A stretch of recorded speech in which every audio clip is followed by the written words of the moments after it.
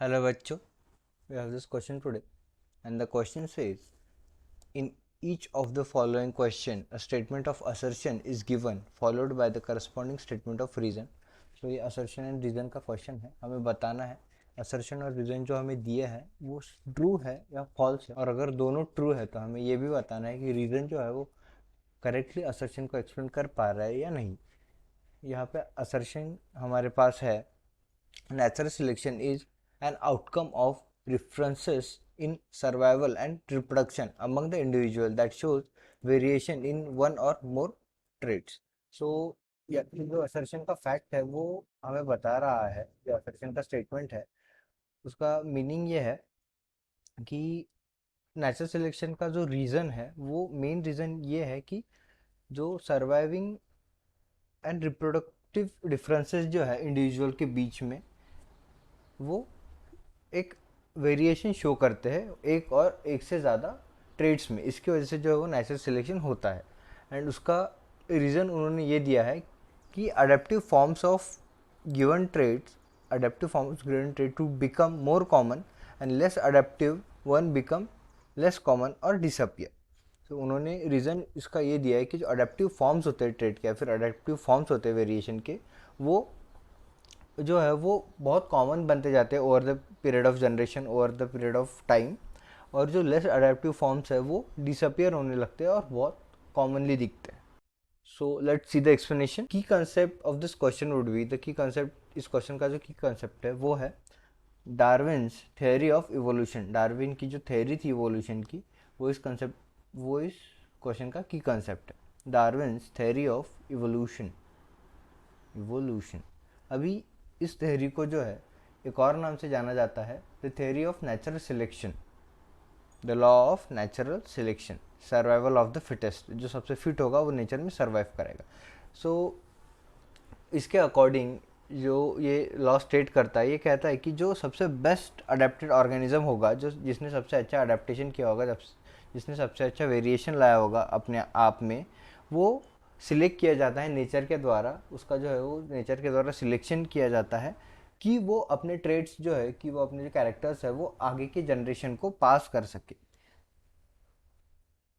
pass a character to its next generation. The best adapted organism are selected by nature to pass their characters to next generation.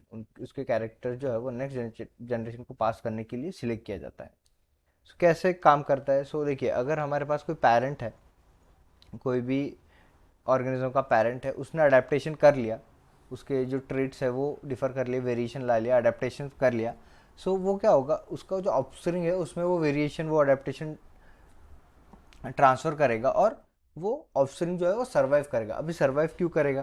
क्योंकि adaptation आने की वजह से कुछ differences आते हैं और उस डिफरेंसेस की वजह से जो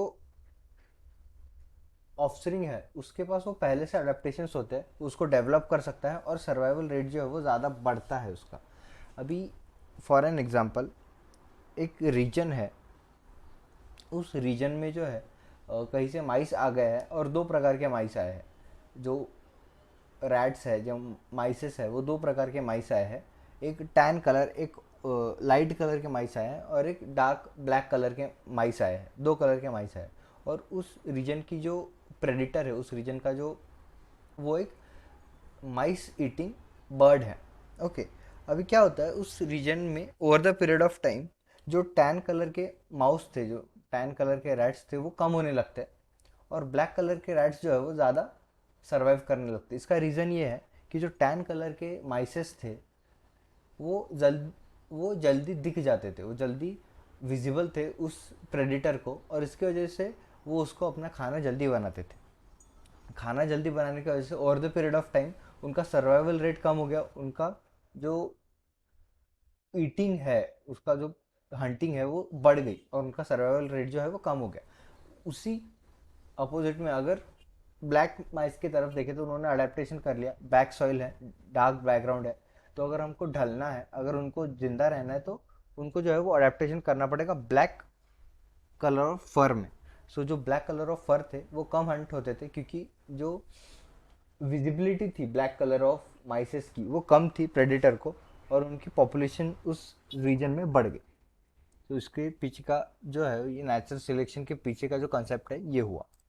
अभी ऐसे पेरेंट्स, ऐसे ऑर्गेनिज्म जिनमें अडेप्टेशन नहीं है, जिन्होंने अडेप्टेशन नहीं किया है खुद में, जिनमें अडेप्टेशन नहीं किया है खुद में, वो अपना अडेप्टेशन आगे की जनरेशन को पास नहीं करेंगे। अभी आगे के जनरेशन को पास नहीं करेंगे तो उनका जो सर्वाइवल रेट है वो कम हो जाएगा, चांसेस ऑफ सर्वाइवल जो है वो कम हो जाएगा, अकॉर्डिंग टू द एग्जाम्पल हमने देखा, लेस चांसेस ऑफ सर्वाइवल। ठीक है। अभी क्या होता है, जो अडेप्टेशंस है और जो वेरिएशंस है, ये जो अडेप्टेशंस और वेरिएशंस है over the period of time बढ़ते जाते हैं। कुछ अडेप्टेशंस जो है वो आते रहते हैं, कुछ वेरिएशंस जो है वो आते रहते हैं। सर्वाइवल के लिए अडेप्टेशन एंड वेरिएशन चालू रहता है किसी ऑर्गेनिज्म में, और वो over the period of time accumulate होते हैं। मीन्स हैंड के लिए, बीक के लिए, टेल के लिए अलग अलग अडेप्टेशंस किए, और over the period of time अगर हम देखें तो वो एक न्यू स्पीशी को फॉर्म करता है। ठीक है। एक साथ आके ये अडेप्टेशन एंड वेरिएशन अगर एक साथ आके हम देखें तो ये जो है एक न्यू स्पीशी को फॉर्म करता है। एक ओरिजिन ऑफ न्यू स्पीशी जो है ये different different adaptation and variation के हेल्प से होती है।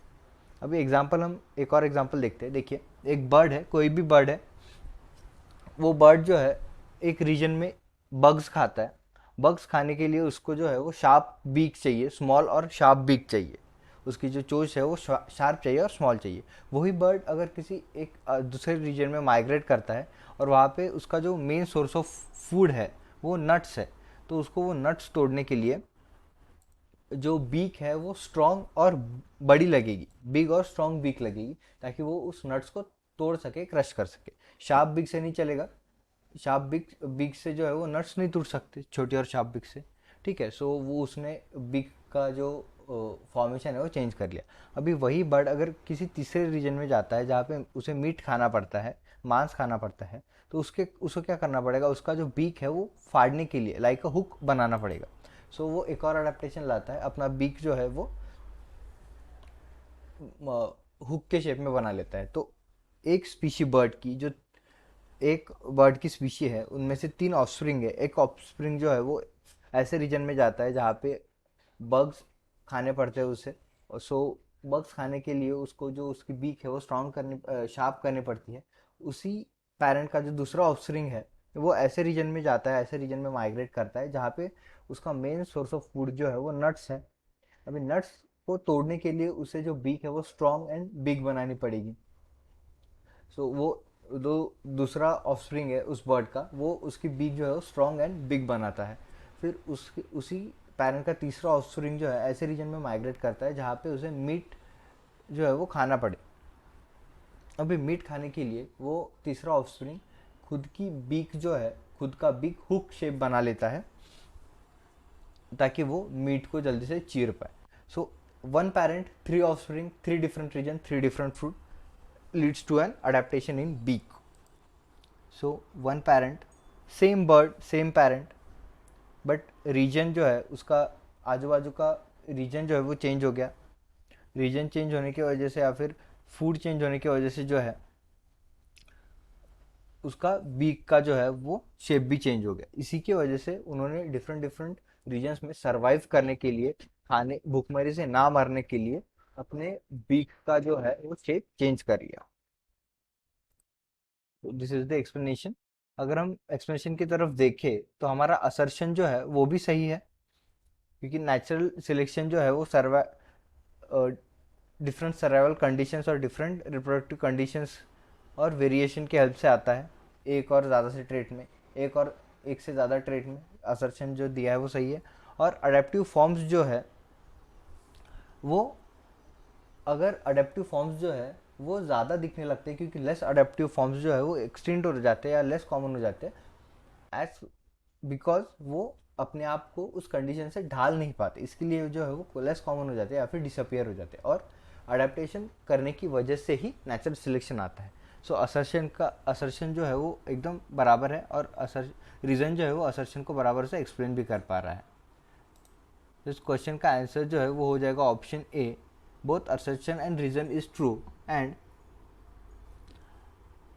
reason is correct explanation of assertion. I hope you understood the explanation. Best of luck.